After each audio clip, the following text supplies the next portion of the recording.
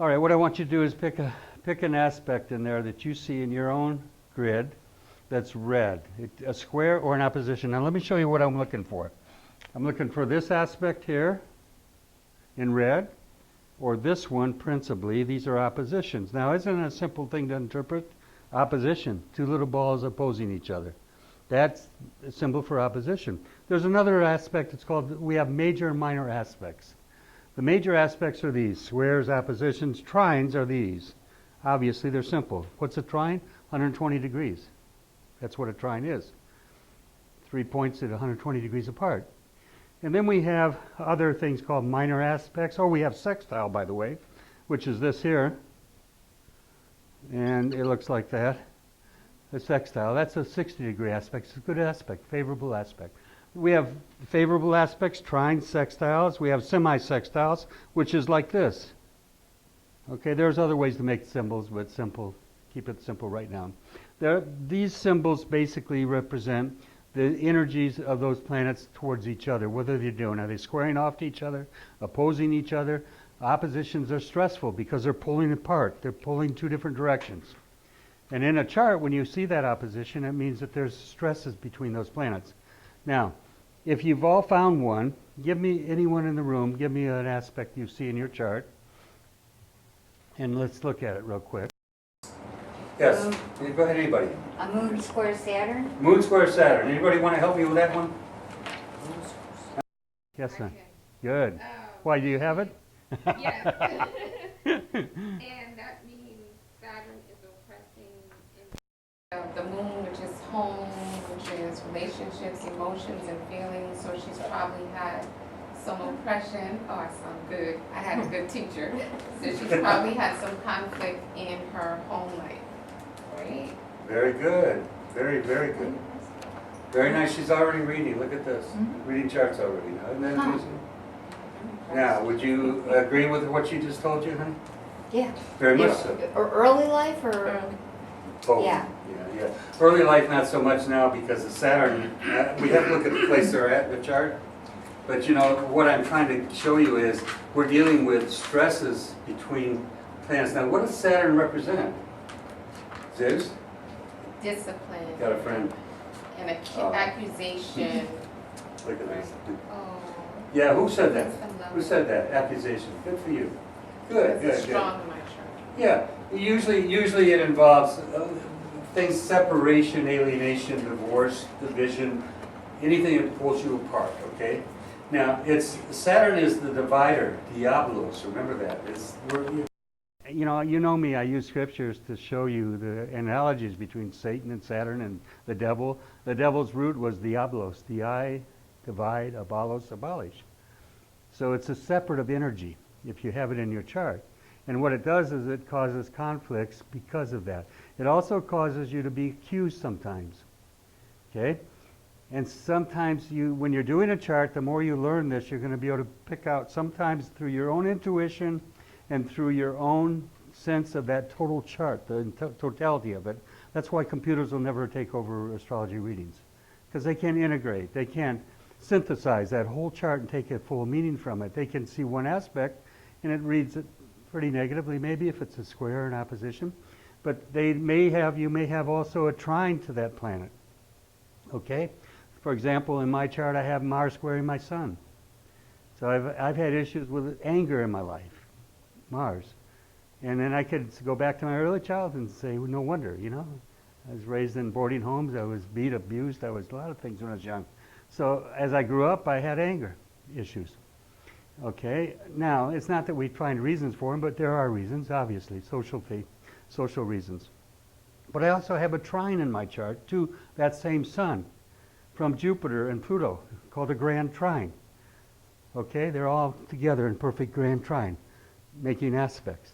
So even though there's anger there and there's all these issues with Mars and my life and things that I've done that have undone my life, armed robberies are obviously Mars, right? I have my Sun in the 12th house. Now I'm starting to read more. 12th house means prison, sorrow, self-undoing. Okay, institutions, hospitals. Even as a child, I was put into Catholic homes. These are institutions. These are very much 12th house things, you see. Instead of being raised by my mother, she puts me in a boarding home. And then she puts me in other places. You know, the whole point of the message is that you start to see the collective meaning of the chart. You're not just seeing one aspect, like Mars squaring my sun. Oh, but I have Sun trine Jupiter and I have Sun trine Pluto. So what does that mean? Well, Pluto, Edgar Cayce called Pluto the planet of Christ consciousness. I was the last person to ever believe I'd ever come around to thinking or believing or respecting and teaching the messages of Christ. Who am I to do that? I was the devil's advocate. He talked religion to me. But it turned out Jupiter is wisdom, trine my sun, and trine Pluto. So I have wisdom about those messages, of those things of Pluto, and also my sun, which is my spirit. So I'm sharing with you the collective meaning of a chart. It's not just one little aspect. So don't look at one thing in a chart and say, Jesus, Ron, this is terrible. I don't like that aspect. You know, it doesn't fit me. It may have some ramifications in your chart, and it may have some importance in your development and your understanding and your wisdom. So going back to this, so here we have somebody just did a chart reading in a way. It's only one aspect. Now, if you put that with the rest of the chart, where's your Saturn? Where's your Saturn in what house?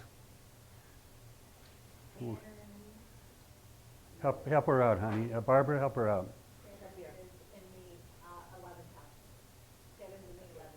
Okay, and where's the moon?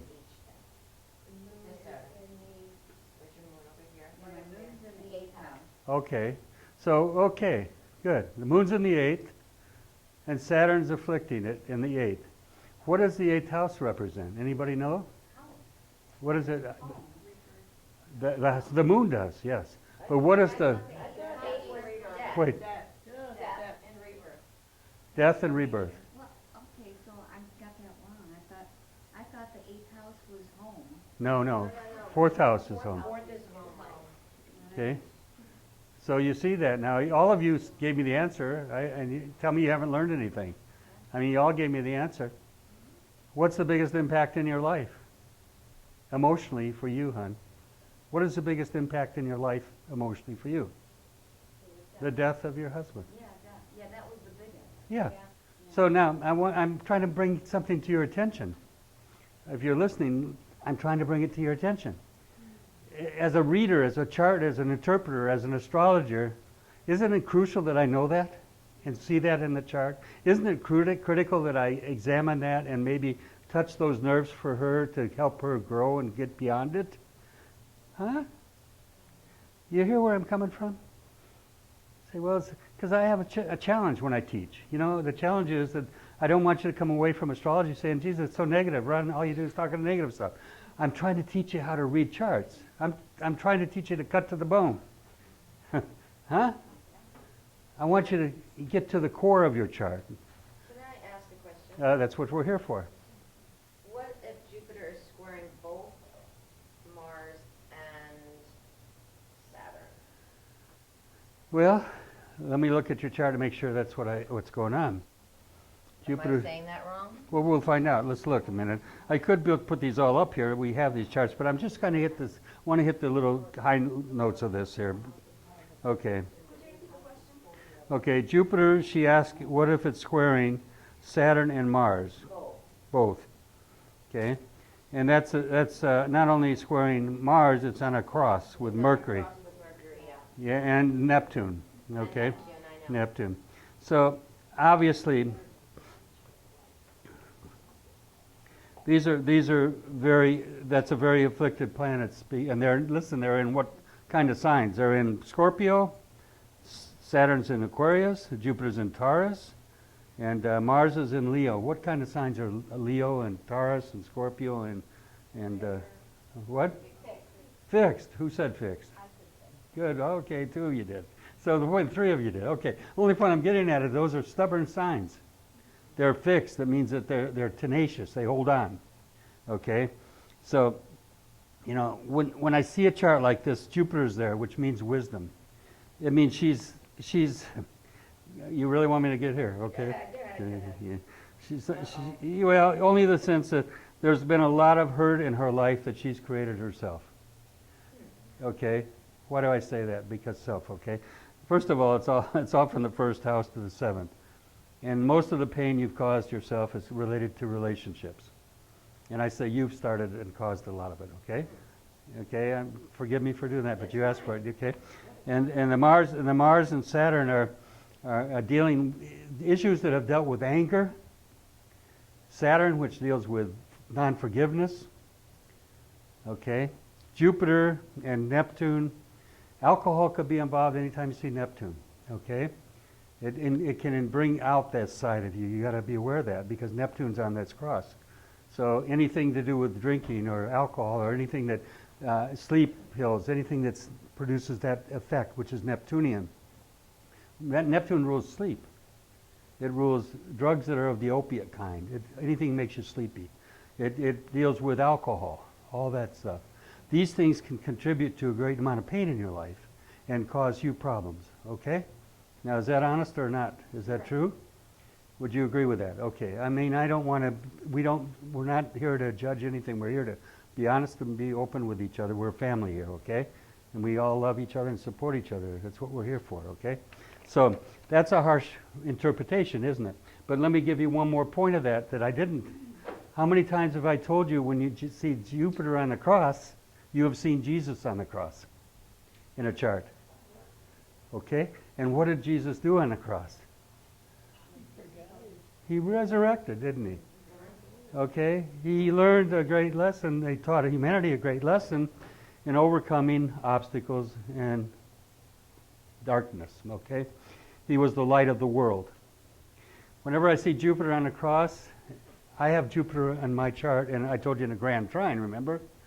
I said I have a grand trine to my Sun and to my Pluto. Remember I just said that? But I also have Jupiter on a cross in my chart. Amazing. Yes, son? You say on a cross, what does that look like? It looks like this. And it's like this. Yeah, look at this sheet here. See the red? So this is, Cross here. See okay. that? And then he was saying it also goes over these two. So I was just looking Okay. at these three, but then he pointed out it also comes here. Okay. I have a real cross. Okay. So in my chart, And look at your planet. you see it? You seeing it yet? I see the cross. Huh? You're talking about a grand cross? Grand cross. Yeah, yeah. Or they call it a cosmic cross, a grand cross. I was born with that also. That's a symbol of suffering. And a lot of it comes through my mother, who wanted to be a playgirl and marry 9 times and not raise her children. Okay? And look at the problem here. Venus, which is my need for affection. Venus in your chart is where you need affection. Okay? It's what you're looking for in relationship and affection. In my case, I'm disaffected from who? My mother. I went through a lot of sorrow in my life. Why? Because my mother wasn't there. She put us in boarding homes, and she'd come to visit us on once a month maybe, and I would cry my heart out after she would leave. And she said later, she told me I never came. I stopped coming because it was so painful, because you raised such a fuss and you cried and you were in such trauma that I felt it better not to even go there. I mean, can you imagine? Yeah. But she tells me that, you know. And I says, you didn't care what I felt. You didn't care about being there for me. You didn't care about raising me. My dad's in the war. He's sending her money to take care of me. And what'd she do? Put me in boarding homes so she can party. But the point is, that's in the chart. And now, here, the other thing is, remember I said I have a grand trine? Okay, let's take Jupiter's in a grand trine to Pluto up here, and to my Sun here in my 12th house. Okay, and Mercury, by the way, both of them. So it's doing this, making a grand trine. So Jupiter's catching every planet in my chart. And so, so the grand trine is the most optimistic, most powerful good thing you could have in your chart. Huh? Oh, I love Jupiter. Grand trine is the most powerful? Huh? So the grand trine is the most powerful thing you can have? It is one of the most powerful things you can have because it shows an integration, a past life of integrating these energies at some point in your life, in a past life. I believe in reincarnation. So what has happened is I've somehow, Pluto rules the deeper mysteries of life and death. Okay, it's a planet. It's a profound planet. A lot of people aren't responsive to it, quite truthfully. Maybe negatively, but it's a very potent planet, and to have it in a grand trine. Somebody wrote an interesting thing in a review in my book, on Amazon, and this person read the book, and it's got 5-star reviews in Amazon. It's wonderful reviews. You read the book, you'll love it. I swear, it'll teach you so much and give you so much. I brought it from out of prison to you. Okay. I spent 9 years establishing and understanding these things that I brought to you. But a woman wrote in a review, I wish I could read it to you exactly, but she said he must have had a past life in Egypt. How could he know all these things, or something like that? I thought, a wonderful tribute to the book and to my work. But he must have been something in Egypt and a master or something. I don't know. But the whole point of it is that's Pluto. Past life stuff and all that. So, and Pluto's in my 8th house of death as well. Okay, I've seen a lot of death in prison. Okay, unfortunately. So anyway, enough of all this. Not about me. It's about you learning this stuff and understanding it and comprehending it. And don't be impatient with yourself. You're on a journey. You just started. Don't say, "Oh, I can't get this." You can get it. You just got to do it all the time. Stay with it.